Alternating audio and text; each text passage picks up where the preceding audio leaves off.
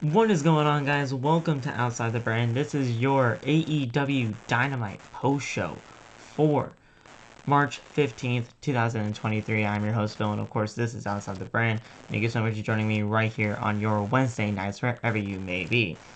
Guys, tonight we are in Winnipeg, Manitoba, Canada, and this Dynamite, pretty good. Pretty good, not gonna lie.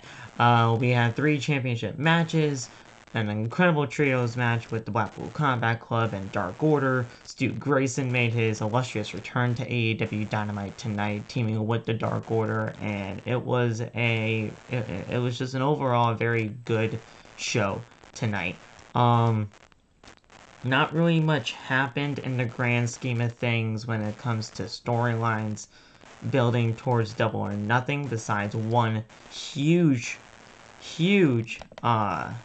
asset that we're going to get into at the beginning of the show tonight, which was all 4 pillars of AEW, that being Darby Allin, Sammy Guevara, MJF, and Jungle Boy, all being in the same ring together and really getting the ball rolling to what could possibly be the main event for Double or Nothing in Las Vegas. This was a great segment.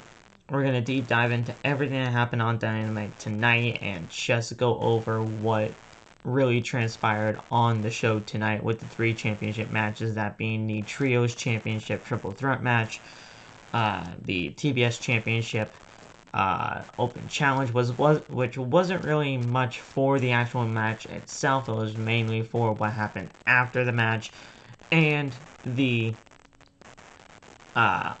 International Championship. I almost called it the All-Atlantic. It's the International Championship now, and the International Championship is basically the All-Atlantic Championship. They just changed the front plate from saying All-Atlantic to International, and it's basically the same title. They just upgraded to say the International Championship, and it was a very, very good looking championship nonetheless. And now all of the championships were retained tonight, so nothing really to report there when it comes to a possible new champion or anything like that. All the championships are retained, which was a good call. And now we get into what's going to be happening over the next couple of weeks as we head into Double or Nothing. Now, I do have some more news as AEW and New Japan announced that the Forbidden Door pay-per-view is going to be happening in Canada, and it will be happening at the Scotiabank Arena in Toronto. So that's going to be fantastic, and if everything went right for me, if everything does go right with me, I really truly wish that I could go. I want to go. This time around when it comes to Forbidden Door, I think it's going to be a lot better, mainly because of the fact that the AEW roster is at full capacity. It's legitimately not injury ridden like it was last year when we had Forbidden Door. As we all know, Forbidden Door was riddled with injuries last year, and that kind of dethroned plans for the majority of the matches that happened at that show. But regardless, it was a fantastic show last year. It's going to be it's going to be even a better show this coming year. AEW Dynamite was a good show tonight. They announced Forbidden Door before Dynamite tonight, so that's going to be fantastic. And yeah, guys, it was just an overall very, very good show tonight. Not much happened. I will give it that. Not much happened, but there was some good action on the show tonight, and nobody could really complain about that. So let's get right into the show tonight, guys. If you guys like what you hear so far, make sure to hit that like button. Turn on the bell for all notifications. Subscribe to the channel as we are on the road to 1,000 subscribers. And yeah, guys, we'll get the ball rolling here in just a quick second, but first of all, I do want to give a big shout out to our sponsor, that being SeatGeek. SeatGeek is an amazing application that you can have on your phone where you guys can go get the best tickets imaginable. Tickets are very pricey. nowadays, as we all pretty much are aware of. I went to Monday Night Raw on Monday, and it was a pretty penny, but I knew I was getting the best deal when I used SeatGeek. There is SeatGeek is basically an app where it goes through all the ticketing websites, finding the best deal for you. And it goes finding the best deals based on their scale from 1 to 10, 10 being the best deal possible for that seat. And you guys know you are going to get the best deal since you're using SeatGeek. Now, if you use SeatGeek, go to the promo code section and type in the code OTB. That'll get you $20 off your first purchase when you use SeatGeek. So that is SeatGeek, and you use the code OTB for your first ticket purchases, and you'll be good to go. You'll get $20 off, which is an absolute deal, if you ask me. So go get your tickets today over at SeatGeek, and you guys will not regret it. Alright, guys. Let's get right into AEW Dynamite tonight, as we started off with the Rebar Mitzvah for MJF. And this was a very, very cool segment. The AEW World Champion is accompanied by some ladies, and he heads to the ring to kick things off for AEW Dynamite tonight. MJF calls for the music to cut before getting into things, letting the crowd in Winnipeg know that he thinks of Bret Hart before talking about his birthday. A quick cultural lesson for bar mitzvah on the bar mitzvah leads us to MJF continuing to brag about his win over Bryan Danielson at AEW Revolution, and MJF says that he is no longer just a man, but he is Iron Man. With that, he calls for the music to start as the celebration for his bar mitzvah then continues. A group of folks just come out there to engage in the tradition as the crowd shows their disapproval before Jungle Boy's music hits, which was very interesting to hear at first. I did not expect Jungle Boy to come out there. And the crowd, however, is loving that Jungle Boy is coming out there. Jungle Boy starts to speak, but is interrupted by Sammy Guevara, who will be teaming with Jericho and Garcia later on tonight for the Trios Championship match that is going to be in the main event. Perry and MJF look perplexed as Sammy heads to the ring, taking a taste of the cake at ringside before entering with a chorus of boos. Sammy starts to call Max out all of a sudden, and then Darby Allin's music hits, and that is the fourth and final pillar of AEW finally getting into the mix of this segment here. MJF demands that the music would be stopped before asking the three men who have joined him in the ring for what they want, and they all responded in unison, "I want a title match." A big pop from the crowd happened at that point, and Perry talked about his match with MJF 3 years ago and the different paths that they have taken since. Perry since points out that unlike the other three men, MJF has not been on Dark, Elevation, or even on Rampage on a regular basis, before getting into the matter of screen time and calling MJF out for doing the same hooky BS for the last 4 years. Max retorts saying that the company does revolve around him because he is the actual star in the ring, but was cut off by Sammy, who threatened to make his Rebar Mitzvah a re-circumcision.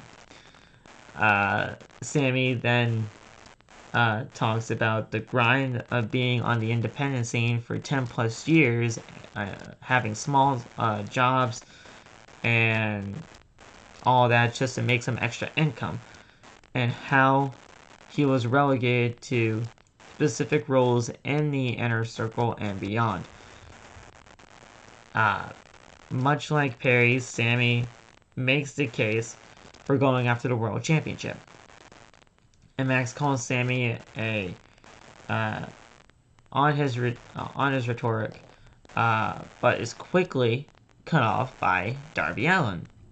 Darby talked about how being a student, about how he made a student film in 2013, and because the teachers did not approve of it, he dropped out, which was a blessing in disguise because he became a professional wrestler, where he focused on either succeeding or failing as Darby Allin, but will never change a single thing. He credits AEW and Tony Khan for giving him the opportunity to be himself, and he quickly changes tact by calling out Max for his bidding war of 2024 and threatening to get out of his contract before talking about getting a championship match. MJF, who is wearing sunglasses the entire time because of the effects that happened to him in the Iron Man match, takes them off and starts yelling at everybody in the ring, revealing the damage that he suffered from the Iron Man match at Revolution. MJF calls out all three men, saying that they have never been enrolled into daddy daycare when it comes to AEW, referring Sammy's attachment with Chris Jericho, Perry's with Christian Cage, and Darby Allin's with Sting. Before saying that none of the other pillars deserve to even be sniffing the AEW World Championship, let alone being in championship matches. What's gonna happen is that these three men will leave, and he's going to have his cake by himself because he deserves it. Thank you, fuck you, bye. He said screw you, but he meant to say fuck you, but they can't say fuck now on AEW television for whatever reason. So he said thank you, screw you, bye. Needless to say, the other pillars did not take a liking to this, and they attacked the champion. He actually fell on the cake, and MJF is left collecting himself on the ramp, and he heads to the back. So this promo, everything about this, with all four pillars, was fantastic. I thought this was absolutely incredible to see. And the four-pillar Fatal 4-Way that is going to be happening at Double or Nothing. It's most likely going to be happening at Double or Nothing. This four-pillar match, Fatal 4-Way, is absolutely an incredible thing to see. Mainly because of the fact we haven't seen it yet, and the thing is, everybody in this Fatal 4-Way, everybody in the ring tonight, has grown so much over the last 4 years of AEW. MJF is an incredible talent he's 26 years old and he's having banger matches every single time he gets in the ring, regardless of how much we actually get to see of him in the ring. He puts on bangers every single time. Jungle Boy went from being just a tag team specialist with Luchasaurus to now being something that a lot of people can look at as championship material within the AEW roster. Sammy Guevara has always been fantastic. It's just gotta, you just have to put, that emphasis on him. You really have to put him in the right places to succeed, and I think AEW has done that over the courses of his career in AEW. And Darby Allin's just a fucking daredevil, and we all know that, and we all know that he is a fantastic professional wrestler. You just gotta put him in the places that he fits best and where he shines, and he has been doing that with Sting ever since Sting kind of, took him under his wing, and we see what Darby Allin is today. So I really do think that this AEW Pillars Fatal 4-Way match is going to be fantastic, and it's going to be a great decision to do at Double or Nothing, mainly because of the fact we got nothing to lose. We, as fans, have nothing to lose seeing this match. And honestly, with everything going on right now with AEW, there's no better time to do it. there's no better time to do the AEW Dynamite, the AEW 4-pillar Fatal 4-Way. There's no better time to do it than Double or Nothing. So let's get it going. I absolutely love it. Tell me what you guys think about AEW making the decision about doing the Fatal 4-Way now instead of doing it, like, let's say, in year 2. I think it's a great decision to do it now, mainly because of the fact of how everybody has grown so much since the beginning of the company in 2019. So I think it's great. Tell me what you guys think about it in the comments, and yeah, let me know what you guys think. So after the quick rundown of what is to come tonight, we come back to ringside for the opening contest, which was the Blackpool Combat Club's Jon Moxley, Claudio Castagnoli, and Wheeler Yuta taking on the team of Hangman Page and the Dark Order's Evil Uno and Stu Grayson. Very good trios match. This was easily something that I was looking forward to, and honestly, if you put this on a pay-per-view, let's say if it was for the Trios Championships, this was championship worthy. This was Trios Championship worthy right here, and this was a really good Trios match to kick things off Dynamite tonight. The Dark Order check on Page before running into the ring and fighting Claudio and Mox, but Yuta hits a chomp block onto Uno and turn things back around into the Blackpool Combat Club's favor. Claudio then gets sent out of the ring by Stu Grayson, who dodges an attack from Wheeler to hit a big dive onto Claudio onto the outside, who gets a big Air Canada from Dark Order onto Moxley, who then only got a near fall at the count of 2 there, and then a fatality from the Dark Order was followed up by Yuta breaking up the pinfall. Fantastic false finish right there. The Blackpool Combat Club looked to get back in control as Claudio comes back in, and after Yuta pulls Uno off the apron, Mox locks in the rear naked choke onto Stu Grayson, who had to tap out, and the Blackpool Combat Club pick up the win. Mox switches up the Bulldog choke, but Uno runs in to make the save, but to no avail, obviously, as the BCC take him down, beating both men up until Silver and Reynolds run down to make the save. Blackpool Combat Club regroup and retreat from the crowd. So, there you go. I love seeing Stu Grayson back in AEW. I don't know if this was just a one-time thing because they were in Canada or what, but I really hope it's not. I really hope that Stu Grayson is back in AEW for good, and I hope that Stu Grayson is just back with the Dark Order. Stu Grayson leaving the Dark Order for whatever reason it was at that time. Listen, I got all the respect in the world for everybody in AEW, right? But now, when it's all said and done,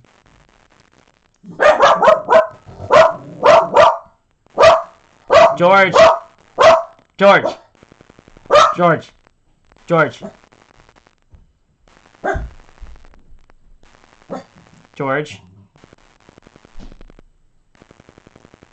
George, it's okay. Okay?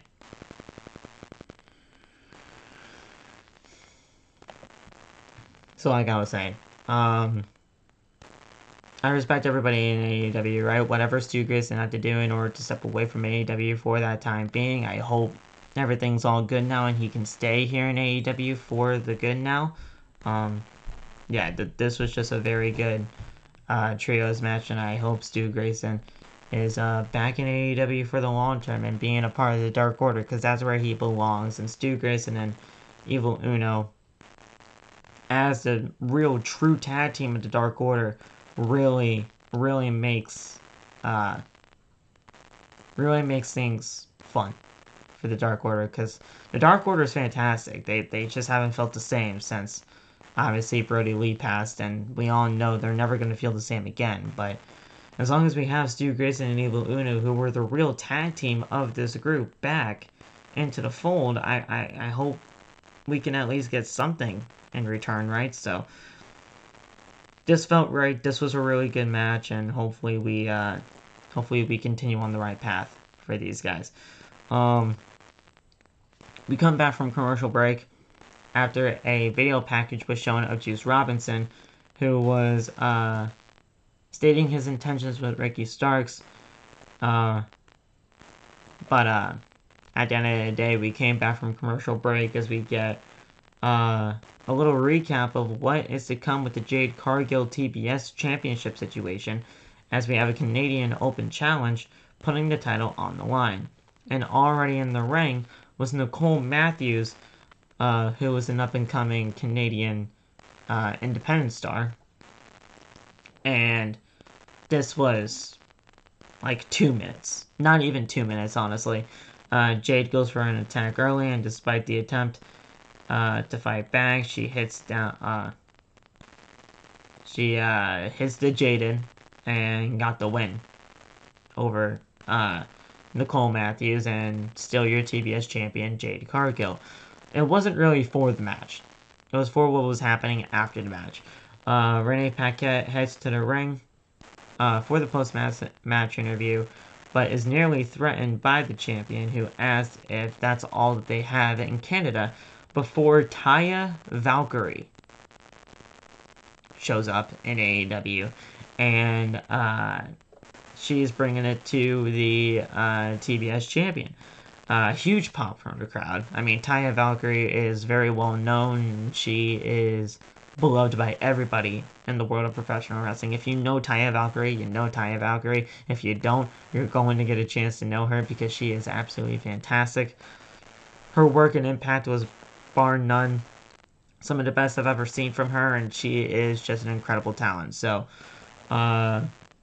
she basically stood up to Jade Cargill and, honestly, made the challenge.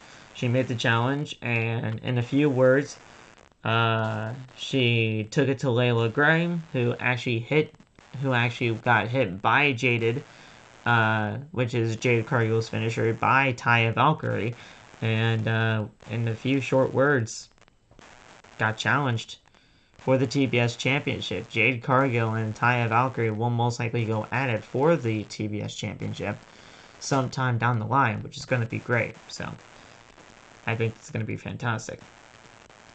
Tony Schiavone is standing by with Ricky Starks, who talks about Juice Robinson and tells him to do something for himself.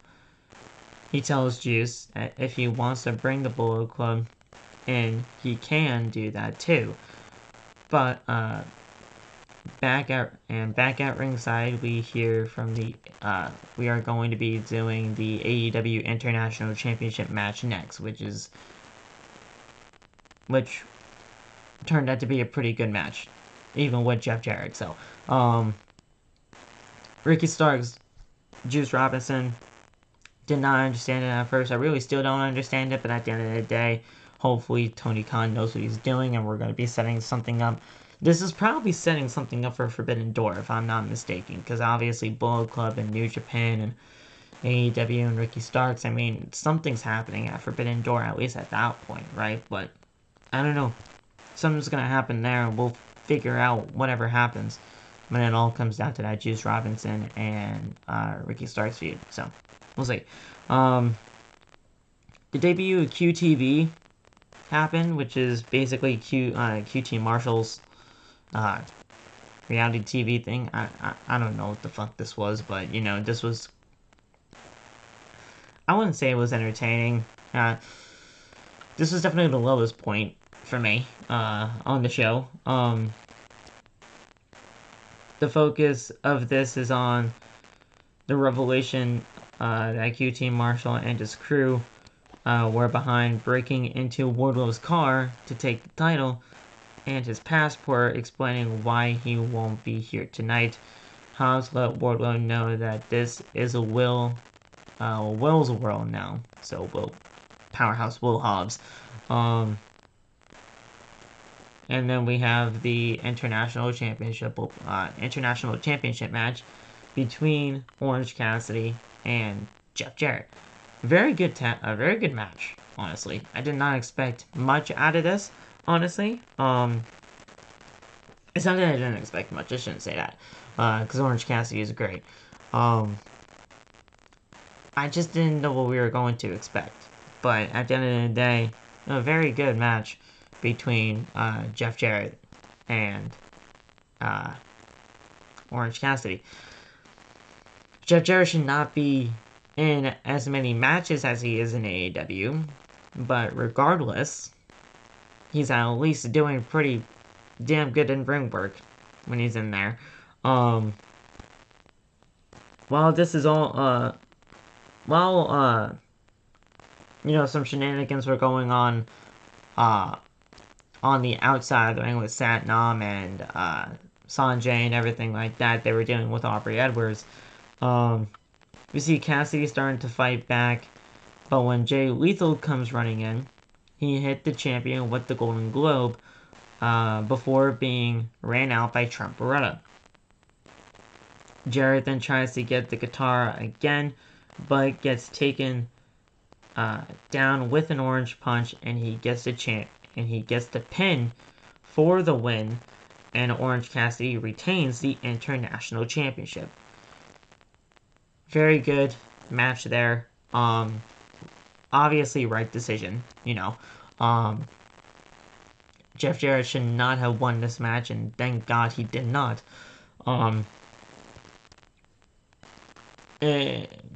Obviously with the interferences of everybody going in there and all that kind of stuff, I mean, that was a little bit of an overbooking situation, but at the end of the day, we have the champion retaining the title, which is the correct decision, and he levels up the All-Atlantic Championship to now having this International Championship, and I think this is going to be an even better thing for the title, and hopefully we get to see more of this championship on a regular basis. So this was good. This was a really good decision by Tony Khan, and hopefully we see more of this championship to come. So we then had the Outcast. They speak. The Outcast being Ruby Soho, Tony Storm, and Saraya.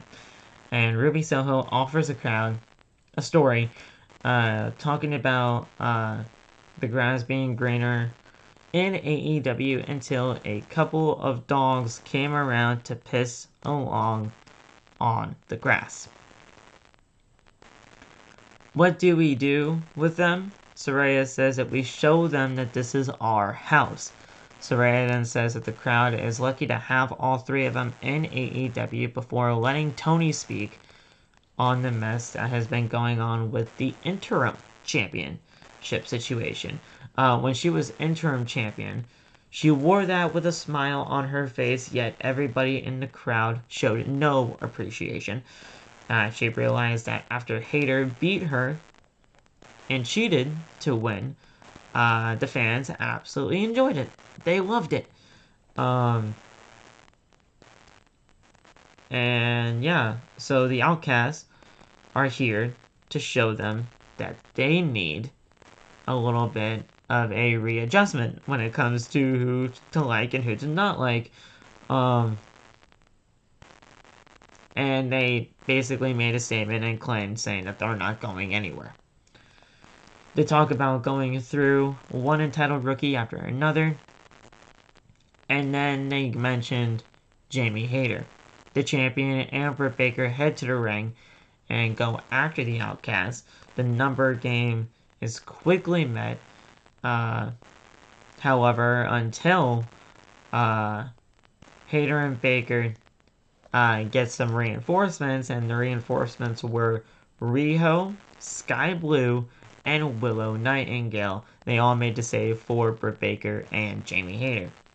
The Outcasts leave the ring, regrouping at the ramp, and they hyped up our main event for the World Trios Championship. So, I'm going to stop right there real quick, mainly because of the fact that I'm starting to like where things are going.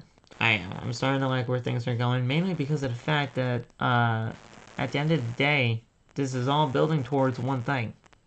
And that is the first ever women's Blood and Guts match.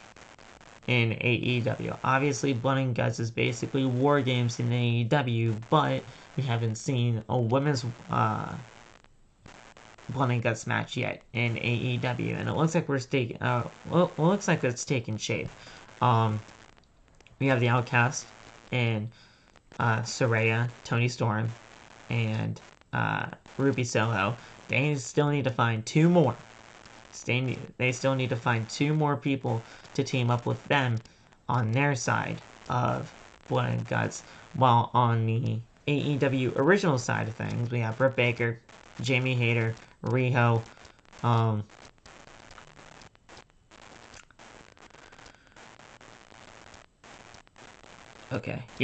Jamie Hayter, Britt Baker,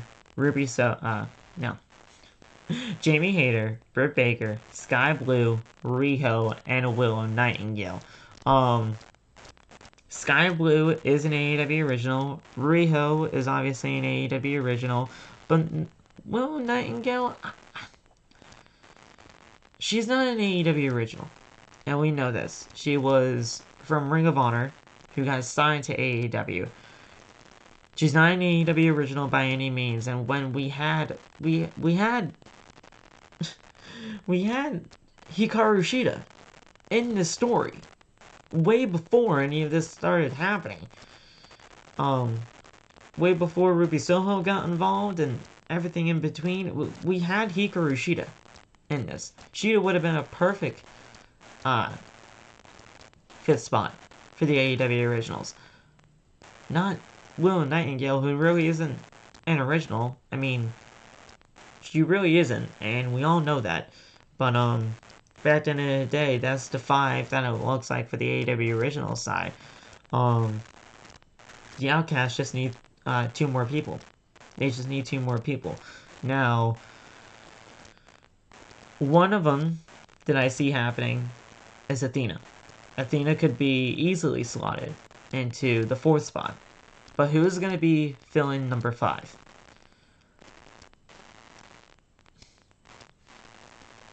The only people that I can honestly think of are Ty Conti, who was in WWE,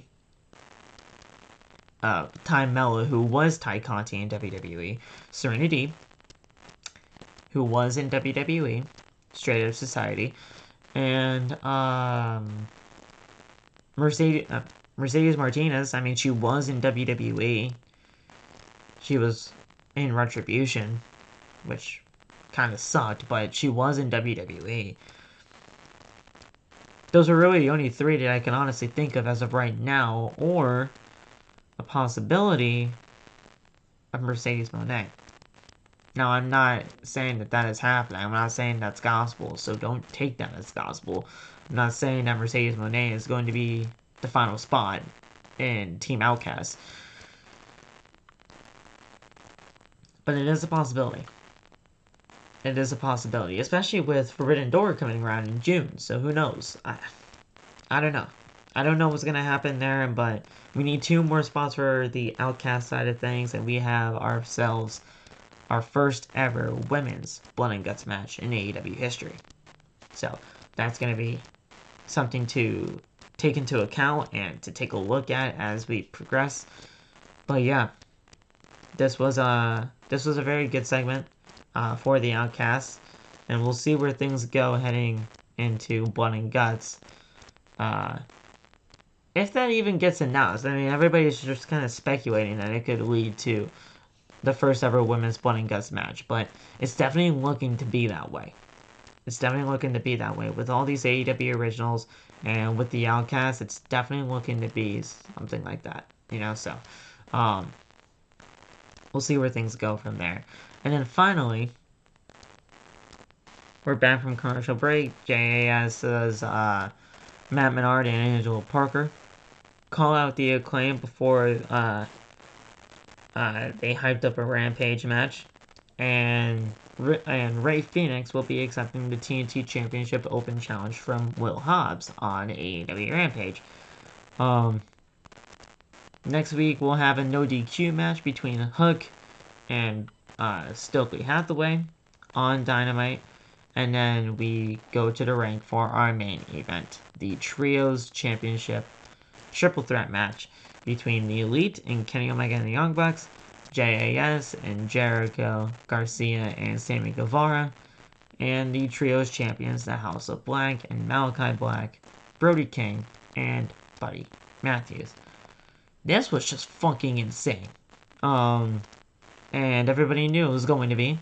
I mean, it's 9 people in the same match. Who didn't think that it was going to be insane. I don't know who else you really think you are.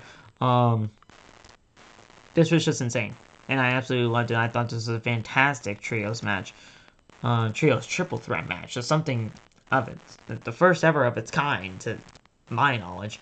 But yeah, this was really cool. This was a really good match, and honestly, it wasn't all that horrendous as I thought it was going to be. Brody King goes off, fighting off Garcia before hitting a cannonball senton, and Guevara got hit by a low dropkick. Guevara then gets tossed away, and Jericho makes a tag, facing all 3 of the House of Black members, and gets hit with Dante Inferno onto Jericho, but Omega breaks up the pinfall. We see Jericho trying to fight his way back up again, handed a bat by Garcia, and as Aubrey is distracted, he hit Brody with the baseball bat to the face. Guevara then hits a moonsault onto the outside as Jericho ends up getting a near fall because of the baseball bat shot, and making a tag to Garcia, but he is no match for Dante's Inferno once again, which gets the champions the pinfall victory, and they retain the Trios championships. Now, don't worry, guys. This was obviously not that short of a matchup. But, yeah, if I went through everything that happened in this match, we'd be here for, like, another 2 hours. This was just a fucking insane match. And, yeah, that was really it, guys. Not many matches to happen tonight on the show, and honestly, those only those 2 segments with the Bar Mitzvah and the Outcasts talking, other than the QTV thing, not much happened on the show tonight. This was just a very run-of-the-mill, good episode of Dynamite, but I mean, it's just basic, nothing too major. This was just, you know, it was a good episode of Dynamite, but other than that, just normal stuff happened on the show.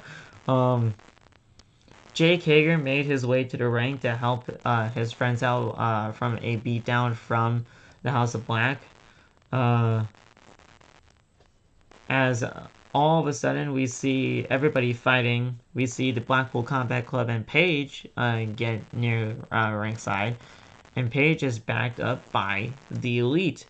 BCC then retreat up the ramp, leaving to Paige turning to face his former friends as the show goes off the air very abruptly.